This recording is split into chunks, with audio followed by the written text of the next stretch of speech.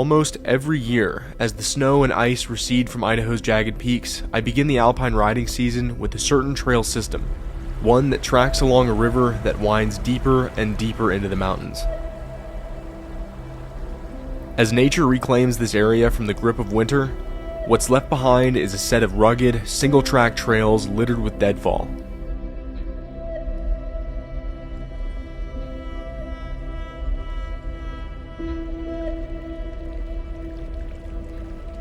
This region also harbors another unique secret. The story of 8 men who crashed a military plane in this backcountry in the winter of 1943. Stick around to the end, because for today's video, we're gonna go find the plane.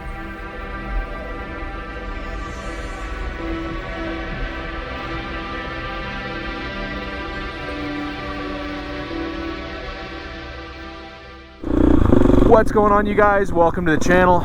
Today I am working on some really cool videos for you guys. I've finally gotten back to Idaho after being in Utah for a couple weeks working on so many projects. And so of course, for my first trail back, I had to go to my favorite region in the whole state. It's such a crazy switch to go from the slick rock and the really wide sandy trails to now being back on the, well, I should say, the single track that I'm more used to, but, this is the first time I've even ridden real single track this season, so I definitely got to break the cobwebs off, but I'm so pumped to be out here. Like, I couldn't have asked for a better day. The wildflowers are in bloom, everything is green, there's a little bit of a bite to the air, which is not super surprising because it's, June. But what is crazy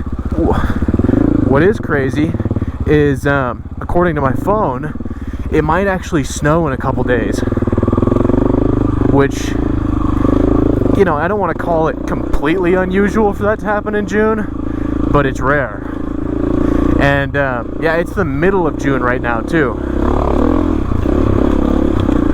But, either way, I think if it does snow, I might have to go out and film some more, because that might be, really cool.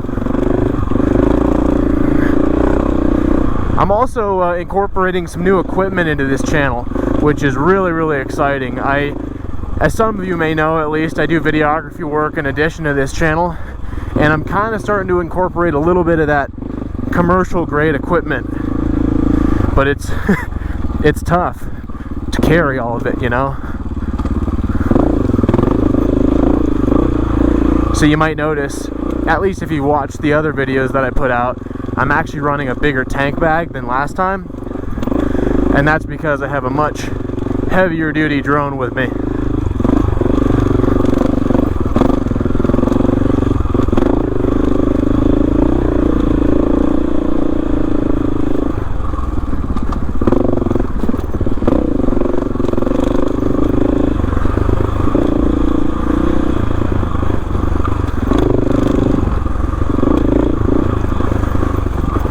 Kind of getting used to having the bigger tank bag too.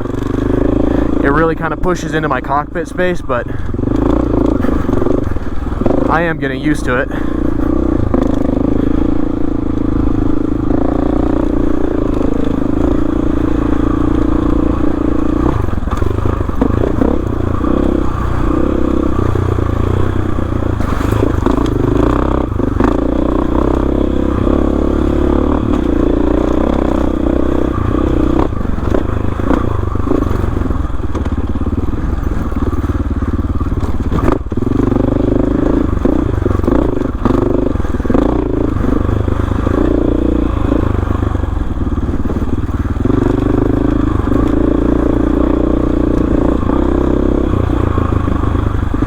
Wow, it's so cool to see all these wildflowers in bloom.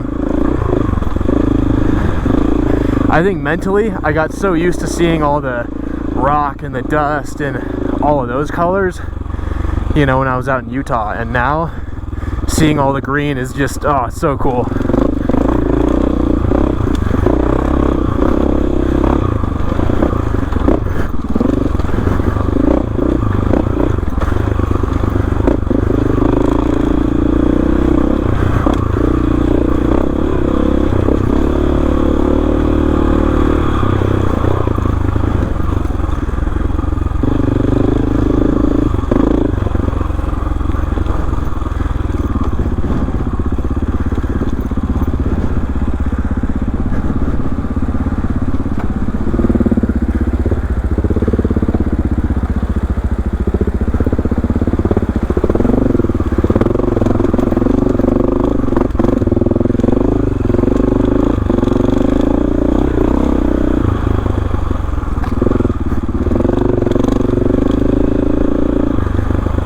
I'm really hoping that I'm gonna get kind of lucky today, because the trailhead had like loads of people in the parking lot, and for a second I was kind of nervous. I was like, oh man, it's gonna be packed out here, which, you know, I hope I'm not jinxing it right now, but so far, I mean, this is really good.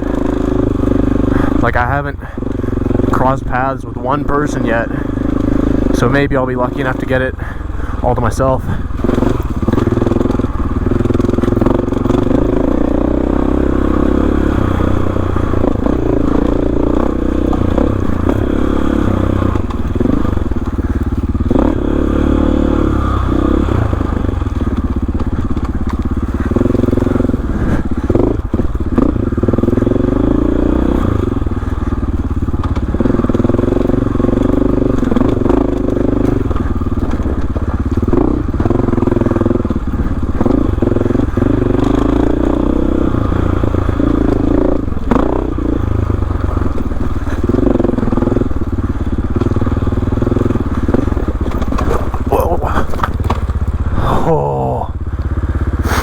That was close.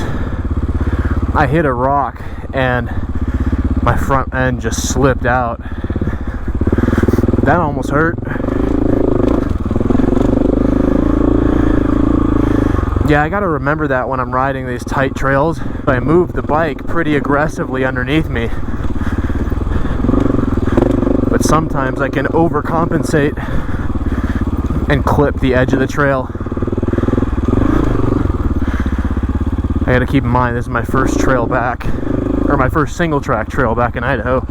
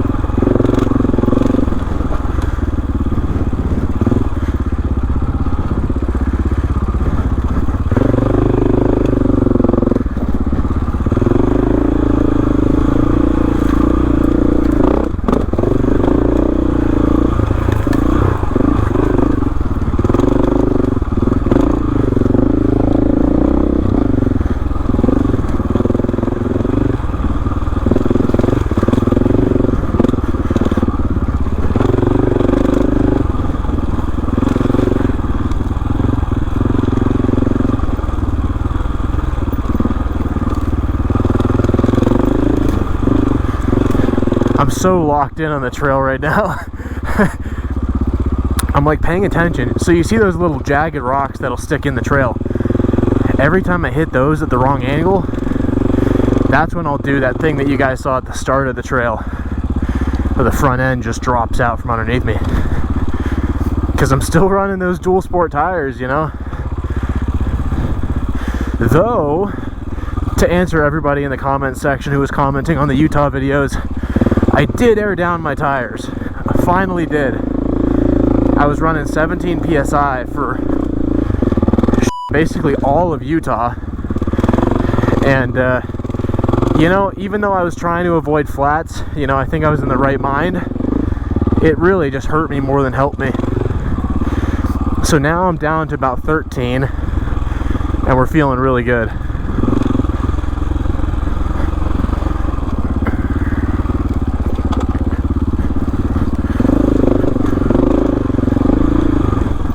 Also got to give a huge shout out to the guys that recently cut this trail, because every now and then I'm passing a log that you could tell was recently cut, and I know the tree fall was pretty decent over this past winter, and it seems like these guys were probably cutting the trail really recently. So big shout out to you guys. If any of you guys are watching this video, you guys are doing great work, because I remember last year I was riding out in this region, and I was with a group of riders, and we actually had to ruck our bikes over like 10 logs because none of us had a chainsaw with us. So huge shout out to the guys that recently cut this trail.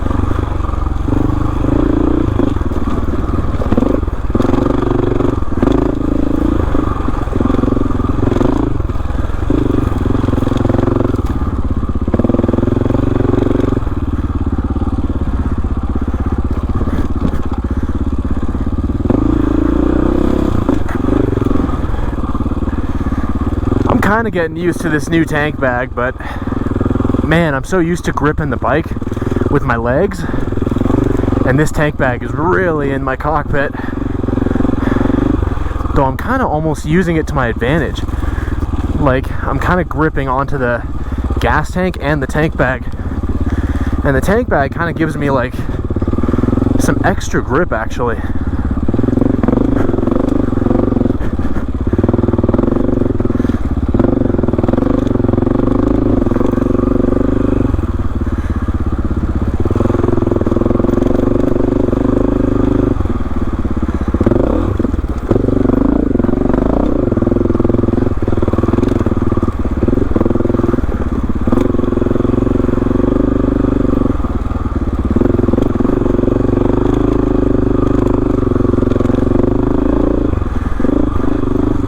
Nice, that was a good high exposure section.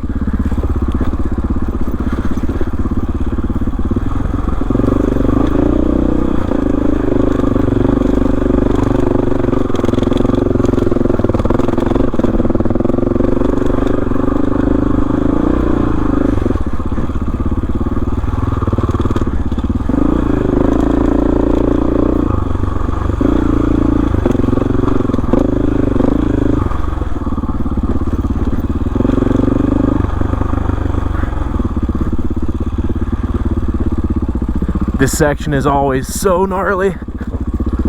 Wow. Nice.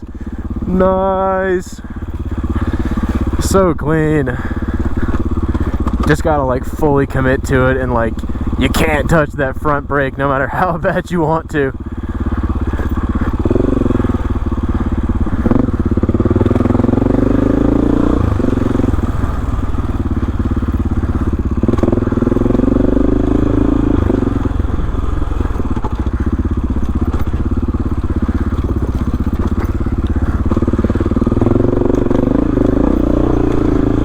Oh, I remember this part. I always got to keep my speed and momentum going here.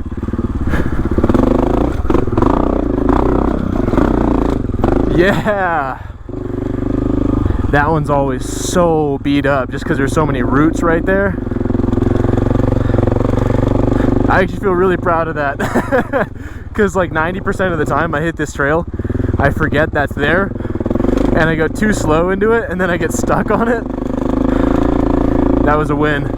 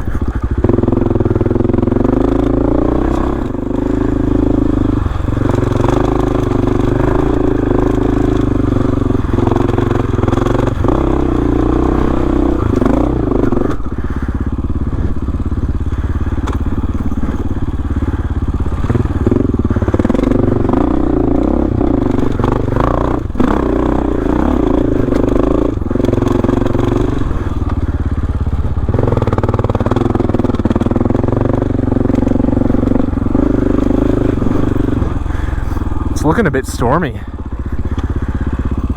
It doesn't feel too humid, but whoa. Yeah, it doesn't feel too humid, but these clouds are kind of moving in. Let's see if I get a little bit of rain or not.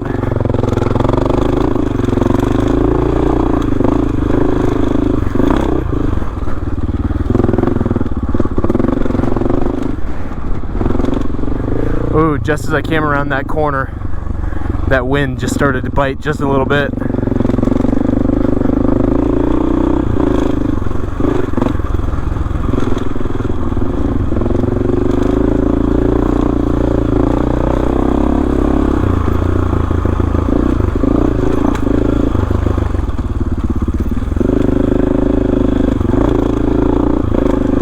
It's so cool to see the mountains with a little bit of snow left on them.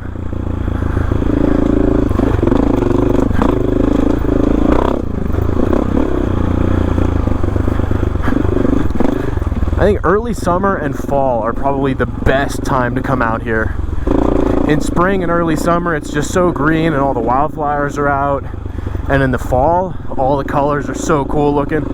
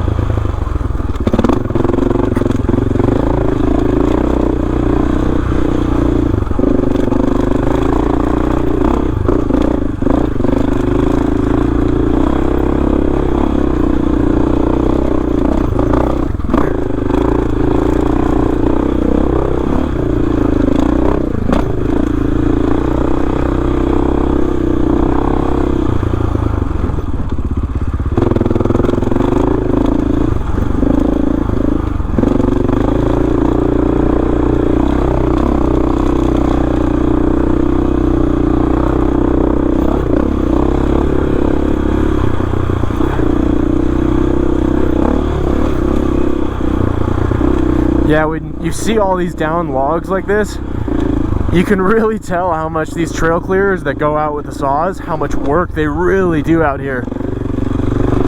I mean, every single year there's so much tree fall out here. Oh, those mountains are so cool.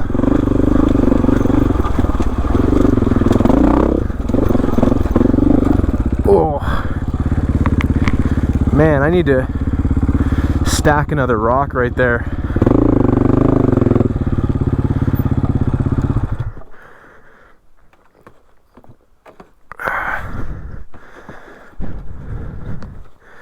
Yeah, definitely need another rock because that's like straight up. I think I could put this right there. Yeah, that's a bit better because you can hit that. Perfect.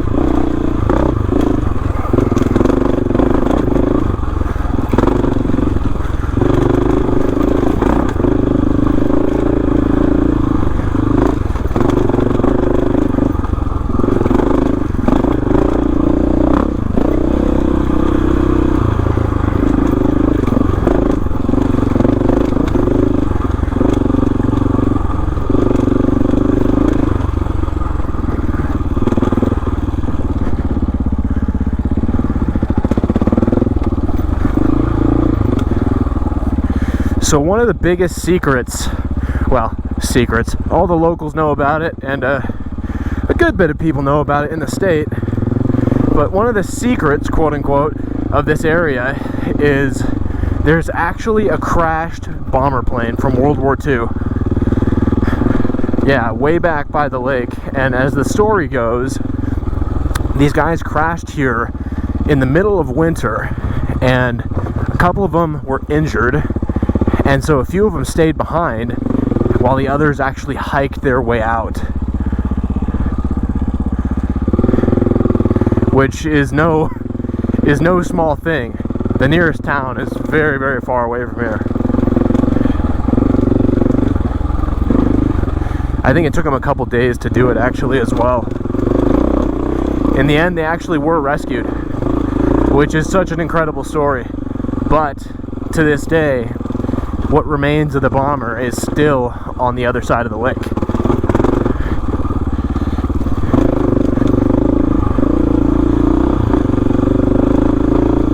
The question's going to be for me is if I can actually get to it though, because I can't get my bike to it. I know that, but there's a little creek that feeds into the lake, and you have to cross that creek to get over to the plane.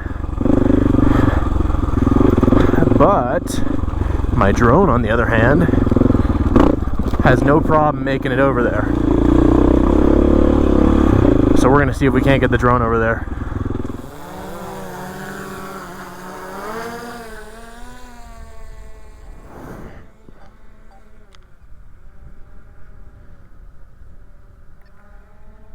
Alright, let's see if we can find that bomber plane. So it might be just out of my range, but if I zoom in, you might be able to see the wreckage. Let's see, it's going to be somewhere along this little coastline right here.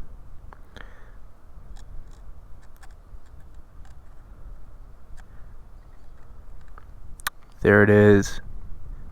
Yeah, I found the plane. Alright, so you can kind of see it.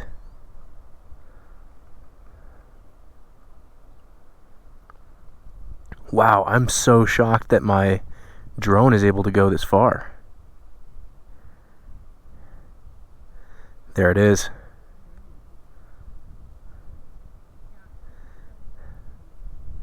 That is by far one of the coolest things that you will ever see out in the woods.